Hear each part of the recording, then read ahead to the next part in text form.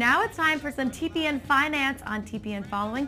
I'm joined in studio by Steven Saber, the CEO of the Pulse Network. When you go into a business and people start to think about debt as a part of a business, it's always a fearful thing for a business owner to say, do I need debt? Should I take on debt? What kind of debt? What are the options for me with regard to debt? And as you take on debt, and I'll tell you as a business owner myself, the burden that you feel as a business owner when you have debt hanging over you is a much greater feel than you have, again, in terms of other places where you've been psychologically trained not to worry about debt.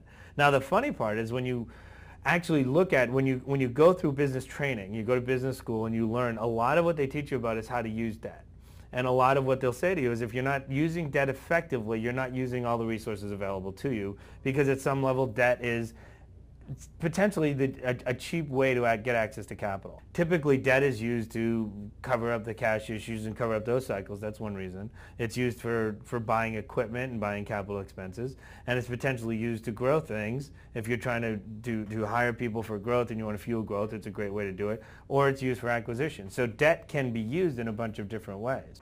For a business owner, at the end of the day, whether you like it or not, if you're backed by an equity firm, if you're backed by a VC firm, then you're getting debt through somewhat different channels than if you're not. And if you're not backed by anything, then you're really getting it based on your personal wealth and your personal ability to get capital, which again goes back to credit cards, home loans, bank loans that are secured through personal debt. How does what's going on with our own nation's debt crisis affect small businesses trying to get debt?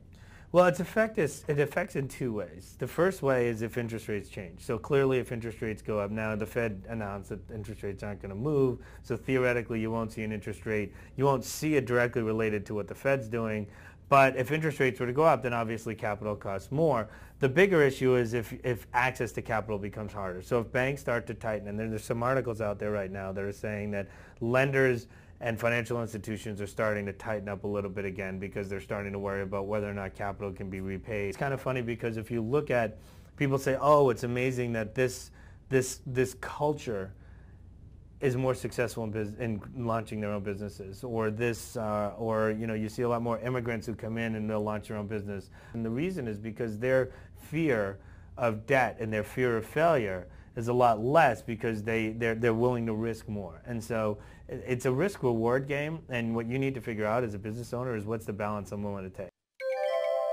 The Pulse Network. It's social TV.